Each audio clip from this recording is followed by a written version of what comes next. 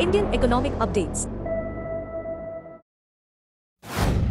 In the wake of the recent terrorist attack in Pahalgam, Jammu and Kashmir, that claimed the lives of 26 Indian tourists, New Delhi is stepping up economic pressure on Pakistan by targeting indirect trade routes.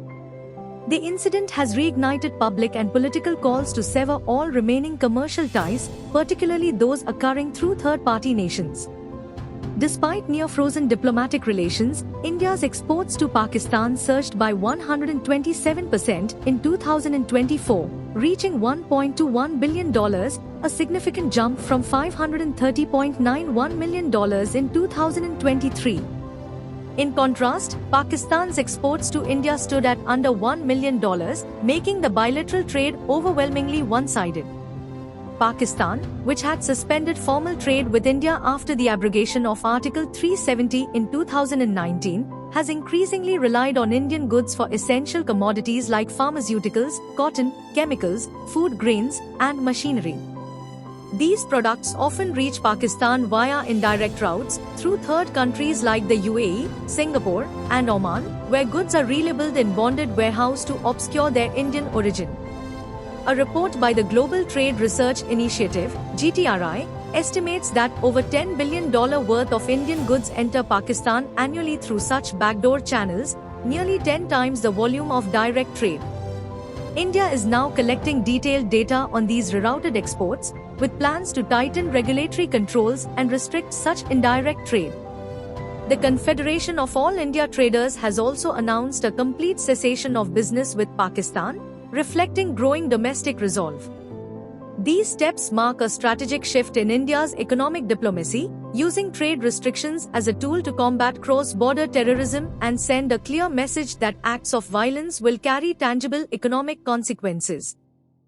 You do admit, sir, that Pakistan has had a long history of backing and supporting and training and funding these terrorist organizations. Well, we have been doing this dirty work for the United States for about 3 decades, and West, including Britain. So that's your argument. On 7th May 2025, India launched Operation Sindoor, conducting airstrikes on 9 sites in Pakistan and Pakistan-administered Kashmir.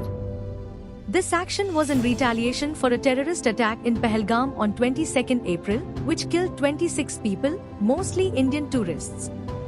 India targeted alleged terrorist infrastructure. However, Pakistan reported 8 civilian deaths and 35 injuries, labeling the strikes an act of war and claiming to have shot down 5 Indian fighter jets. The economic repercussions are significant, particularly for Pakistan. Moody's ratings warned that escalating tensions could hinder Pakistan's economic growth, disrupt fiscal consolidation, and strain foreign exchange reserves. Pakistan's economy, already reliant on IMF support, faces increased vulnerability due to its weak fundamentals and limited external financing options. In contrast, India's economy is expected to remain relatively stable, with limited direct economic ties to Pakistan. However, increased defense spending may impact India's fiscal consolidation efforts. The BSE Sensex and NSE Nifty 50 experienced minor declines following the conflict, reflecting investor caution.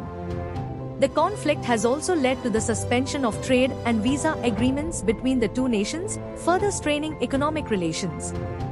International leaders, including UN Secretary-General Antonio Guterres and US officials, have called for restraint to prevent further escalation. Overall, while both countries face economic challenges due to the conflict, Pakistan's economy is more adversely affected, given its existing vulnerabilities and reliance on external support. As US President Donald Trump completed his first 100 days in office, the world closely examined the early contours of his administration's domestic and foreign policy shifts. Marked by bold executive orders, controversial immigration policies, and a focus on economic nationalism, Trump's initial days have redefined the traditional script of American governance. On the foreign front, Trump's America First rhetoric reshaped global alliances. His withdrawal from the Trans-Pacific Partnership, tough stance on China, and emphasis on bilateral trade created uncertainty but also opened doors for recalibrated international relations. India, watching keenly, recognized both opportunities and challenges in Trump's evolving global vision. For New Delhi, Trump's assertive approach to counter-terrorism and his administration's willingness to identify Pakistan-based terror groups as global threats was a diplomatic win. Furthermore, the US continued strategic engagement with India, including defense cooperation and Indo-Pacific security dialogue, underscored the importance of India in Washington's long-term regional calculations.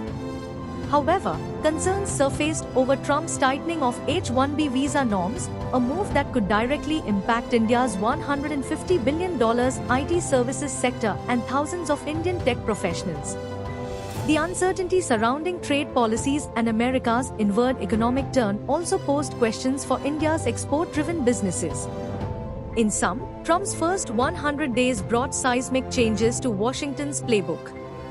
For India, the period highlighted the need for nuanced diplomacy, balancing shared security interests with economic pragmatism in a rapidly shifting geopolitical landscape.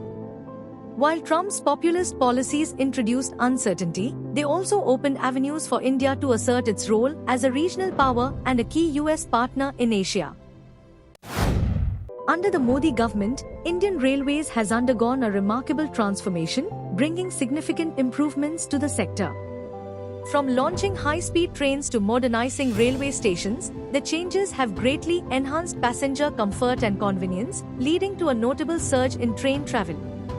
In 2024 to 2025, Indian Railways achieved record-breaking earnings of approximately 2.7 lakh rupees crore, the highest in its history, with substantial revenue from both freight and passenger segments.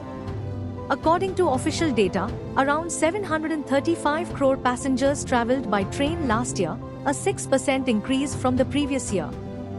Freight movement also rose, with 1,617 million tons transported, up from 1,591 million tons in 2023 to 24. Freight revenue reached 1.75 lakh rupees crore, while passenger fare earnings stood at 75,500 crore rupees. To meet growing demands, the railways ran 44,408 additional goods trains and added 41,929 new wagons. Of the 7,133 coaches manufactured, 4,601 were non-AC and 2,533 were AC, reflecting efforts to support low and middle-income travelers. Railways continue to play a vital role in reducing logistics costs and strengthening nationwide supply chains.